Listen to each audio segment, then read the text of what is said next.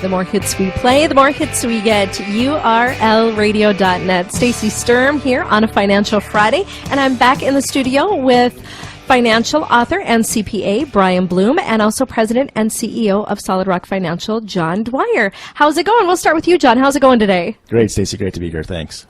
Tell us a little bit, before we get into Brian, tell us a little about your story and about Solid Rock Financial Group. So Solid Rock Financial Group was created in 2009, and I created the company based on my prior experience in the industry when I was an advisor in Minneapolis, Minnesota, and I took the same concepts and strategies that we were doing down there for our clients and felt like I always wanted to have my own company. And so Solid Rock was created, and now we're a general agency firm where we have other associates and other advisors, and we just help coach our clients about how money works. And the reality is it's a lot different than what people thought. Yeah, it is a lot. Just the brief conversation I had with you, I was amazed. And then also with us, like I said before, we have Brian Bloom, financial author and CPA. Brian, tell us a little bit about what you do. Well, I do similar things that John does. I work with individuals and businesses, helping them figure out where they unknowingly and unnecessarily transfer their money away, specifically to financial institutions and to the U.S. government in the form of taxes, and help people recoup those transfers and enhance their portfolios or their bottom line, so to speak, with things that are just leaking away. All right, my financial gurus, we talked before about compound interest. There was so much to talk about that we figure we'll do kind of like a part two, because we didn't even get into taxes and fees and all that good stuff. So tell us about compound interest, and you had mentioned before it's the eighth wonder of the world. Why don't you elaborate on that a little bit? When you look at it, it is the eighth wonder of the world. If you can put money into an account and not touch it and allow it to compound and allow that to grow to eternity, you're gonna, the miracle is there. But the problem is that in the financial world, there are so many things that erode that compounding effect of our dollars. And one thing that I was mentioning was just fees alone. Fees inside the accounts, what the advisors are charging, even though we take assets under management, it is the eroding factor of that miracle of compounding interest that's going to affect the overall impact of those dollars. Because you're actually reducing the compounding effect when you reduce the account for the fees that are due. Absolutely. What kind of fees do they normally take out? Stacey, that's kind of a loaded question based on the asset that you're investing in, whether it's mutual funds or whether it's advisory platforms. It just really depends, but there's always fees associated with that, right? There's no such thing as a free lunch. So that is going to impact and kill that compounding effect inside that account. John, let me stop you real quick. Would it be better to pay those fees from somewhere other than that account? If I paid it from somewhere else, would that account continue to grow uninterrupted? That account would continue to grow uninterrupted. Right. However, you still have the impact then of where the fees came from out of the other account. So no matter you look at it, you know, Mr. CPA over here, right? You can net the account to pay the tax or the fees, but if you have another account somewhere, you're killing the compounding in a different account. True. Right. So at the end of the game, at the end of the day, your bottom line is still going to be impacted, and that compounding is still going to be affected by the result of fees. Damn fees. And the other thing is too is that, you know, just by the very nature of what we call asset allocation, right? When you look at the young person, they'll say, hey, you can take on more risk. You could be in a 70% equity position and maybe a 30% bond position. And that client is taking on that approach, and as they start getting older, what is the recommendation, right? They're saying, okay, you're getting closer to retirement. Yeah. So there's a formula, 100 minus your age, right? Is typically what they'll calculate for. Okay, 100 minus your age. You're in the 50s. You should be maybe in more of a 60-40 equity split.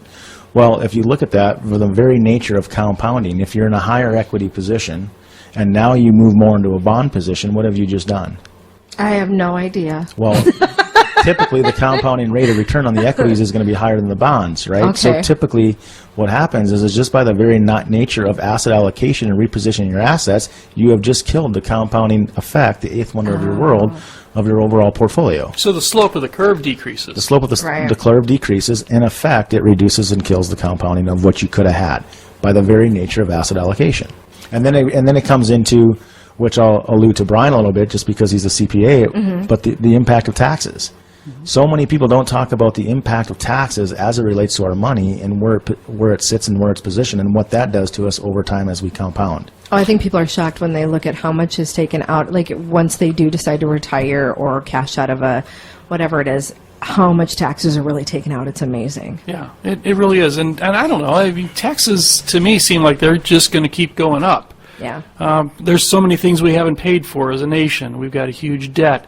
And where's that money going to come from? Well, it's going to come from, us Yeah. is who it's going to come from.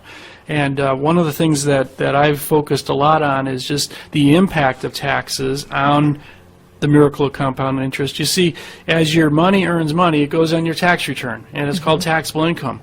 And to begin with, we figure out how to pay that tax from some other pocket, not from the account, but from some other pocket. And we see our refund at the end of the year go down, go down, go down. And every year it goes down, and pretty soon we owe the government. Right. Okay, because we've just been taking money out of a different pocket. So now we have to start taking money out of the account itself, because now we're out of the refund. And in those early years, when the taxes on the growth of your account comes out of your refund, it's really coming out of your lifestyle. Because that's money you're not getting back in April to go on vacation with or do something with. But now you're actually taking money out of the account. And every time you take money out of the account, the slope gets less, and the miracle, which is the exponential curve of compound interest, dissipates. It goes away. And so that's why a lot of people get to their 50s, 60s, and after 30 or 40 years of compounding interest, they realize, what the heck happened? Yeah. This is not miraculous. I don't have what I thought I was going to have. Why are we not ahead, right? Yeah, why are we not ahead? And the reality is too, Brian, they can get to a point to where their contributions are equal to their tax liability inside the account. Yeah, I've seen that happen in a number of cases. Just as an example, someone might have a decent portfolio, and they've been putting $5,000 a year into this portfolio to help it grow, but then they realize that the taxes on the growth of that portfolio was $5,000. So the tax equaled what I was putting in, so you just say, well, why should I put any money Right. in at That all? doesn't make any sense. And we stop, and that, of course, interrupts the compound interest curve, and the miracle doesn't work. Yeah, I've talked to a lot of people that are like, what? I might as well just keep it in savings. Yeah. Or keep it in the mattress. It doesn't make Yeah, any difference. keep it under the I gotta- mattress. I can't, the taxes are just eating me alive. Yeah. And they will. And I think, too, another important part to discuss is that as we're talking about taxable accounts and the impact of taxation inside the accounts, I mean, there is deferral type accounts where the miracle doesn't get derated by the taxation. However, you still have asset allocation and you still have market volatility. That's going to make you change and adjust to just sitting there and letting that compound and miracle happen. Right. If people come to you, like, what is the best way for if they're planning retirement, if they're looking at the best way to do that? Do you just say bring in everything? I need to see what you have in all your different areas, so we Yes. can try to see what's going to be best for you. So, the way that we look at it is that we, as financial coaches, it's like, how can you make a play, or how can you design a play without knowing all the facts, right? So we need clients. We're not on the belief system of where's your money at, how much do you have, if you move it to us, we'll do a lot better. That's not the game that we play. That's just rearranging the deck That's chairs just- on the Titanic. Right. Okay. The way that we look at it is we need to get everything that you're doing so we can analyze it and strategize and see where you're losing money unknowingly and unnecessarily away from your wealth and income potential, and help you strategize and help you understand these financial concepts. Right? It's a matter, we never tell you what to think. Right. Our job is to help coach you so you can start making your own decisions, because the financial institutions have 4 rules. Right? They want our money. They want it on an ongoing basis. They want to hang on to it as long as they can, and they want to give as little back as possible. Yes. And so when people are positioning their assets, one, they have to understand where they're getting all this financial noise or media that I call from, or that I call the information that they're getting, right, and who's that benefiting. And 2, we have to start helping people understand what the exit strategies are in relation to their assets. People put money in so many places that they have no idea how they're going to pull those assets or get those assets out in distribution. They have no idea, right? So, short answer to your question in relation to, we need to wrap our arms around everything that the client is doing, and it becomes what we call our financial blueprint, so to speak. We can help them, like what we mentioned in part 1 about the Monopoly board. We put it on a game board, and it allows us to help educate the clients in relation to coordination, integration of what they're doing, because what they may be doing over here is totally counteracting what they're doing over here, and we want to help them understand that and realize that, and have them come to the aha moments. Well, geez, Right. maybe that doesn't make any sense what I'm doing over here. Exactly. So, John, if they want to schedule an appointment with you or get together with you and see if they're on the right path, how can they get a hold of you? They can call our office at 701-223-1000, and they can ask to talk to Misty, and she'll get an appointment set up. You can also go to our website at www.srfinancial.net, and you can read about information about our firm and our company and our associates, and look forward to speaking to you. Well, thanks for coming in today, guys. Thanks a lot, Stacey. It's great to be here. Thanks. The views expressed are that of the host and are for informational purposes only, and in no event should be construed as an offer to buy or sell securities. Opinions expressed are subject to change without notice and do not take into account the particular investment objectives, financial situation, or needs of individual investors. Neither GA Reppel & Company nor its affiliates is providing tax or legal advice.